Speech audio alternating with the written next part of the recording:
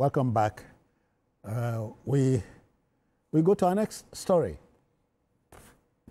You know, crude oil theft in our country, my country, your country, we must tell you, is a complex criminal enterprise involving international syndicates, oil industry insiders, and local groups that pilfer vast quantities of crude, causing billions of dollars in revenue loss, in addition to environmental damage through oil spills. Now, the Nigerian Upstream Petroleum Regulatory Commission, NUPRC, says crude oil losses from theft and metering inaccuracies have dropped to their lowest levels in nearly 16 years. The turnaround is a significant and welcome development at a time we are grappling with meeting the OPEC production quota. Yes, it is, and I'm very happy. What this also means is that we'll be able to earn more foreign exchange. Our oil output has been going up, and this is because we've been able to significantly cut down on the quantum of oil theft that used to happen. According to the Commission, daily losses in July stood at 9,600 barrels per day, which is the lowest recorded figure since 2009, when losses dropped to an all-time low of 8,500 barrels per day. So since the year 2009, the result for the month of July is the most impressive that we've had. Don't forget, between January and July, the total crude losses were contained at 2.04 million barrels. Okay, yeah. You know, and that is averaging 9,600 barrels per day over the 7-month period. By comparison, the entire 2024 calendar year recorded 4.1 million barrels lost at a daily average of 11,300 barrels. So you can see the difference. 9,600 as against 11,300 barrels a day that we were recording in the year 2024. What this also means is that under the Tinubu presidency, we have made significant gains in the area of tackling oil theft. Remarkably, in just the first 7 months of 2025, losses were cut by 50.2%, with only 2.04 million barrels lost over the period. Yeah. Now, let's go to 2021. When compared to the full year of 2021, Nigeria lost a staggering 37.6 million barrels at a daily average of 102,900 barrels a day. Now, look at what we are talking about. 9,600 barrels a day currently to 102,900 barrels a day in 2021. So this is progress.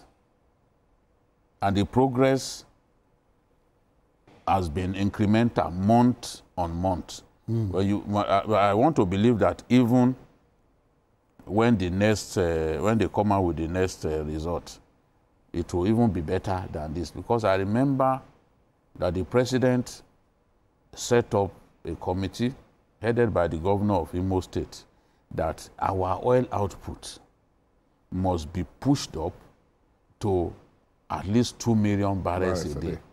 And we've done that before.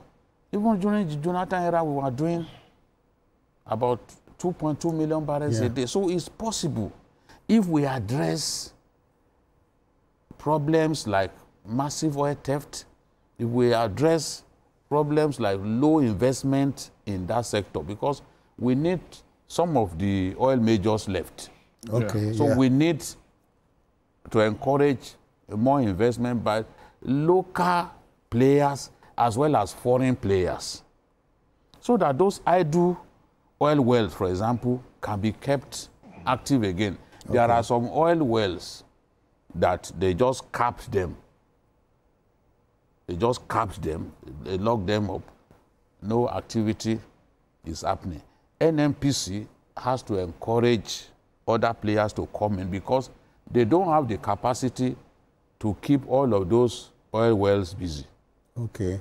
So those ones that they have locked up, that they have capped, which is their language, the ones that they have capped, we need local players to come in.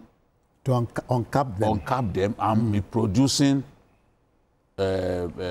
product from those facilities that they have capped. That will help us to increase output. Yeah. You know? And earn more. And earn more. Though, of course, we'll earn more and our currency will be stronger. Yes. Why is the Naira kind of stable now? Sometimes even going to like 1,500. Just stop. Even this past week, there was a time when it came to 1,500, which was the best performance in about 4 or 5 months. And it is down to increase foreign exchange supply. If we earn more, it will help the national currency. Yes, to get not just stable, but stronger. Stronger, so, and be competitive. Yes, and then the matter of even the contract sales, the forward contract sales that we have made, gradually we will have fulfilled our obligations to those clients. Yeah. That will enable us to earn more. So I'm very positive. I'm very happy with some of the progress being made. People don't see some of these things. People don't make, and the people are not making enough noise about it. That is why when people open their mouths and say the government has achieved nothing, because we need to let people know, we'll put it in the faces of people that, look, oil theft, that was such a big problem. See the extent to which we have addressed it. Because these figures are known to other stakeholders. It's not generated by the regulator alone. In fact, the regulator should be concerned when there is rampant oil theft because it will affect our margin. So the foreign oil companies, the IOCs, they are worried about oil theft. But with progress being made, I'm confident that more foreign investors will come into that sector. And when the president went to Brazil, you can see that Petrobras, you know, agreed to come back to our country. They used to be one of our partners. They are ready to come back and do business with Nigeria. So we need that enabling environment, a situation in which the players in the sector, the IOCs, can feel comfortable that security has been terribly or sufficiently addressed. The issue of oil theft has been sufficiently addressed. Mayor, you know, let's take the discussion further. I'm still looking at gas flaring, and when we say, still talking oil now, Nigeria has the largest concentration of gas in the whole world, though. So we can take advantage. Yeah, we're doing that. We're doing that. It's just that in the oil and gas industry, you need two things. You need a lot of inflow of investment. Okay. Because we're talking of dollars in billions. And then two, you have to have the expertise to be able to help you do those things. LNG is one of the most successful government companies in Nigeria, you know, and we are doing that. It's just that we can make use of our gas more, you know, especially now that we are planning this gas pipeline from Lagos to Morocco and about to Europe. So we're working on that. But why I'm happy about what is happening, it shows two things. And why is it that we're able to achieve this success that we've achieved in the oil and gas industry? The first one is the political will. Okay. The problem that we had before is that government of Bola Ahmed Tinubu did not really have the political will to say, look, because they know those who are involved. It's like a cabal. It's like a cabal involving those in the industry, involving top security people, involving traditional rulers and indigenous of those communities. So everybody is just helping themselves and making money on the Nigerian expense. So it takes a political will to be able to say, no, we need to stop this. So we have to give that to the president for providing the necessary leadership to be able to do that. Another thing is that we also have to give kudos to Tatiana. Yeah. Is it Tatiana? That's the name? Tantita Tompolo, yeah. Yes, Tompolo's Tantita. And the Navy. Yes, and the Navy. Because that's our problem. Then you have to look at the security agencies. Because the Navy now are doing far more than they used to do. Okay. Not that they were not doing things, but they were also complicit. A lot of top naval officers have been accused of colluding with these people, stealing this our because stealing crude oil is not a small theft. You need a big theft is an insider, job. That's what you need a big vessel to be able to carry this thing up. And unchallenged. Yes, and this person will come. They will take our stolen crude and they will just sail unchallenged. But now there's apart from the political will, the security agencies are doing the needful. And with Tatiana, with the knowledge of Tantita, with the knowledge of the local communities, they'll be able to discover, because one of the things that made this thing to go down is that they've now discovered different activities where, buried pipes, things that have connected because of their knowledge of the community, they'll be able to reduce it. But they can still do more.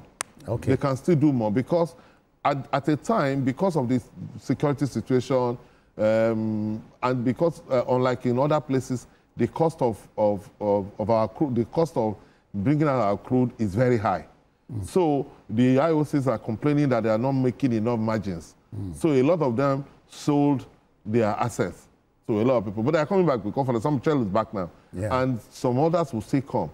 And then when we have enough investment in that environment, we'll be able to not do it. We have the law now, the enabling law to be able to. It can only get better. Yes, I believe so too, yeah.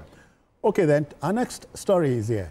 The ADR bill dates back to 2022 when the Red Chamber, that's the Senate, in our country, passed the piece of legislation aimed at replacing the Arbitration and Conciliation Act, 1988. The big idea is to create a modern framework for alternative dispute resolution.